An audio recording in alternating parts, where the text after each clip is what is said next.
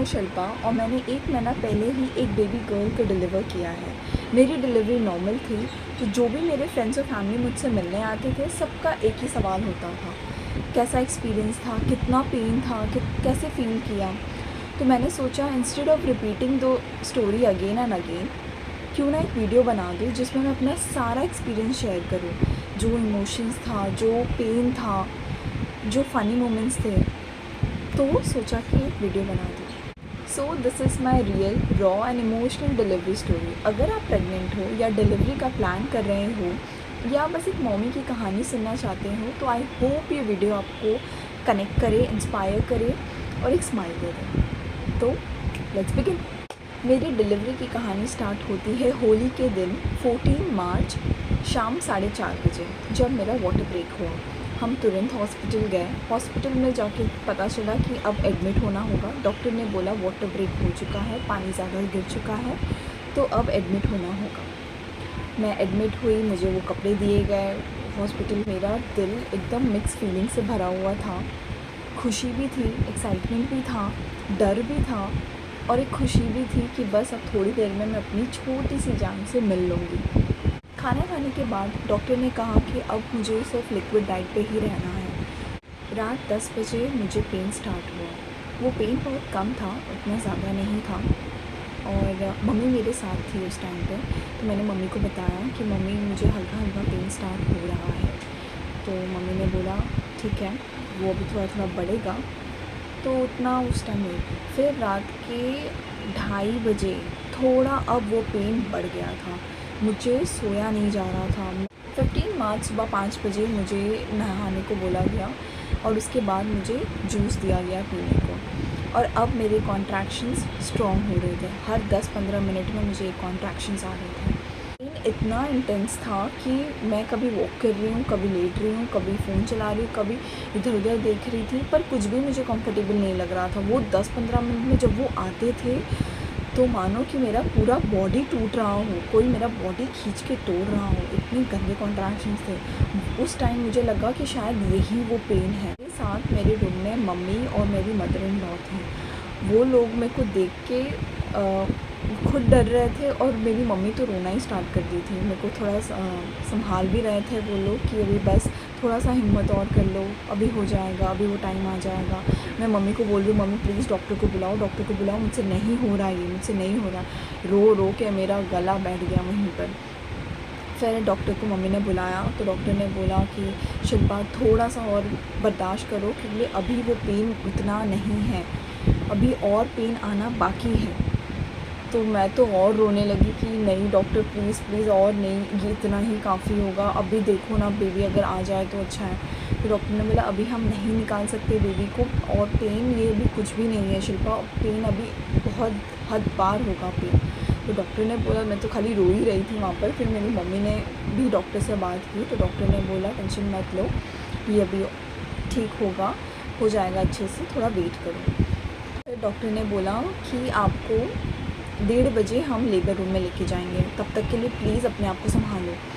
अब मैं खाली टाइम देख रही हूँ, मैं उस रूम में थी मेरे ख्याल से 11 बजे से 10:30-11 बजे के आसपास। मैंने रोना स्टार्ट कर दिया था मैंने, बहुत गंदा वाला। मेरी मम्मी वहाँ पर रो रही थी, वो कभी बाहर चली जा रही थी क्योंकि उनको देख के मेरे को और रोना आ रहा था। तो फिर उसके बाद मैंने कैसे कैसे वेट किया, बहुत उसमें भी परेशान किया है मैंने, सिस्टर्स को परेशान किया है मैंने, डॉक्टर को बार बार बुला बुला के परेशान किया है। उसके बाद आया वो टाइम 1:30 बजे। अब मुझे लगा कि अब मैं अपनी बेबी को मिल पाऊँगी। मैं थोड़ा बहुत खुशी खुशी से ही जा रही थी मन में ये लेके कि चलो मेरी बेबी अभी आ जाएगी, मैं अपनी बेबी से मिल लूँगी। फिर ऊपर जाके, और हाँ, हर कॉन्ट्रैक्शंस पे डॉक्टर्स मेरा NST चेक कर रहे थे ताकि वो लोग देख सके कि बेबी ठीक है या नहीं अंदर। फिर जब मैं लेबर रूम में गई, वहाँ पे सिस्टर्स थे, वो लोग ने मेरा NST वापस से किया। मेरा टोटल 9 बार NST चेक हुआ है। तो NST चेक करने के बाद अब वो पेन मुझे हर 2-2 मिनट पे आ रहे थे। तो आप समझो कि वो पेन कितना गंदा था, जो मैं रो रो के, मतलब मैं चिल्ला रही हूँ वहाँ पर, मैं गला फाड़ रही हूँ वहाँ पर, इतना गंदा मैं रो। उस टाइम पे मेरे साथ सिर्फ सिस्टर्स ही थी, 4-5 सिस्टर्स मेरे आसपास थी, तभी डॉक्टर नहीं आई थी। तो उन्होंने चेक करके गई थी, एनेस्थी वगैरह मेरा रिपोर्ट चेक कर लिया था उन्होंने, तो वो सब बराबर था। पर अभी पेन और खुलना मतलब और होना बाकी था, और वेजाइनल ओपनिंग जो 10 सेंटीमीटर चाहिए होती वो अब तक उतना नहीं आया था। मेरा तभी तक 4 सेंटीमीटर ही ओपन हुआ था। तो डॉक्टर ने बोला ये और होना बाकी है, तो मतलब तुमको और पेन हो सकते हैं शिल्पा, तो प्लीज़ हिम्मत करना और ये होगा।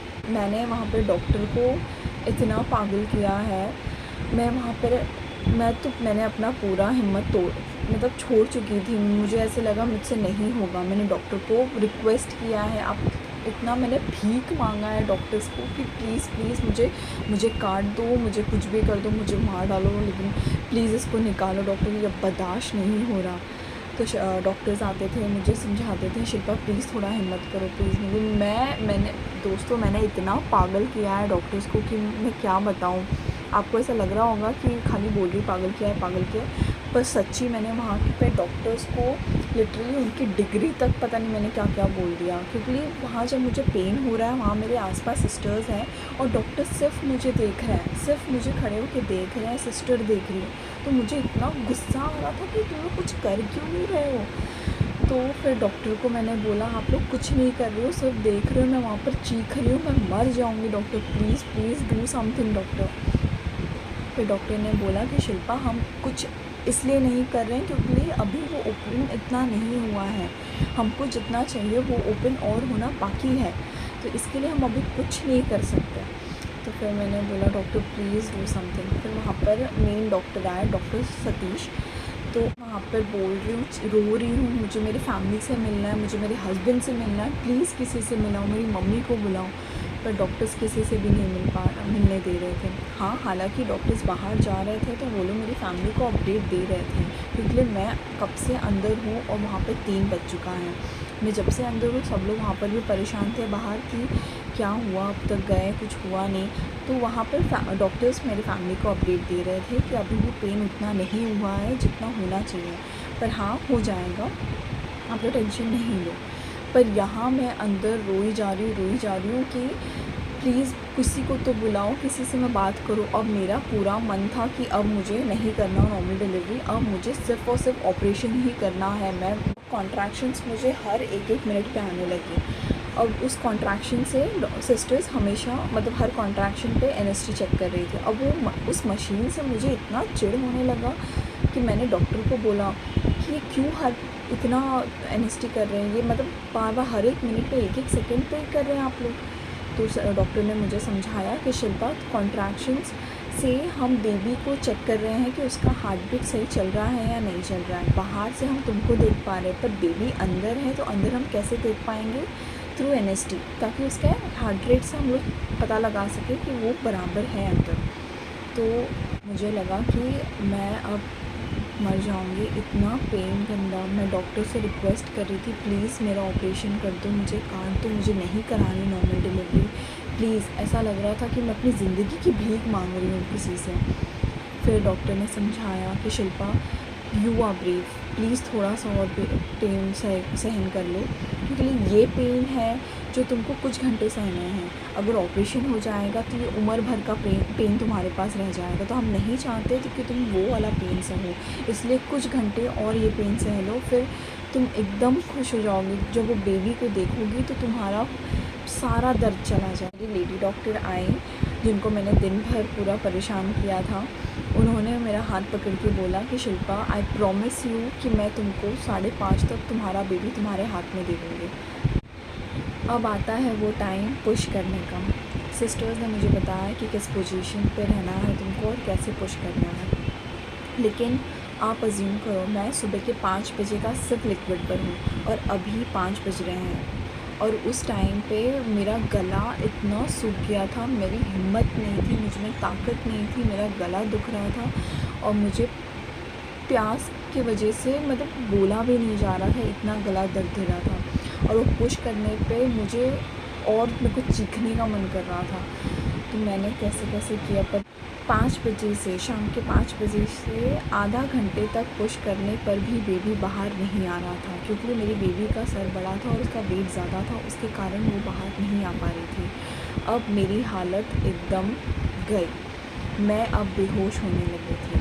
मैं बेड पर जो थी वहाँ पर अब सिर्फ ऐसे ऐसे हो रही थी और मेरी आंखें अब बंद हो रही थी। सिस्टर ने मुझे झटका दिया, थोड़ा बहुत ऐसे ऐसे किया कि शिल्पा प्लीज़ अब उठ जाओ, थोड़ा सा भी, बस बेबी आ गई, बस बेबी आ गई। फिर मेरा कोई रिस्पॉन्स नहीं आने से डॉक्टर को लगा अब ये थक चुकी है।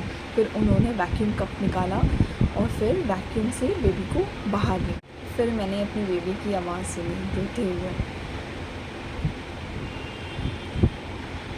वो आवाज़ सुन के मुझे और रोना आ रहा था। अब वो रोना खुशी के आंसू थे। सिस्टर ने मुझे बोला, अरे अब तो चुप हो जाओ, अब क्यों रो रहे हो, अब तो बेबी आ गया सेफली। तो फिर उसके बाद बेबी को स्किन टू स्किन टच कराया, मैंने उसको इतनी सारियाँ हॉट पप्पी दिया और उसके बाद उसके कान में मैंने कुछ मंत्र पढ़े।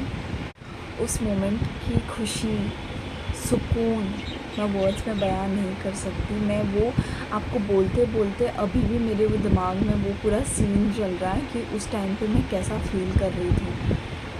बहुत ही प्यारा था वो मोमेंट। तो दोस्तों, ये थी मेरी रियल रॉ डिलीवरी स्टोरी। जितना पेनफुल था उससे कई गुना ज़्यादा ब्यूटीफुल। हर कॉन्ट्रैक्शन, हर पेन एक नया जीवन आने की तैयारी थी। और जब वो छोटी सी मुस्कान आई, सब कुछ होता था। अगर आपको मेरा एक्सपीरियंस पसंद आया हो या अपना एक्सपीरियंस शेयर करना चाहती हो तो कमेंट में ज़रूर लिखना। तो मिलते हैं नेक्स्ट वीडियो में, तब तक के लिए अपना ख्याल रखिए और हमेशा याद रखिए, every mother is a warrior. Bye bye.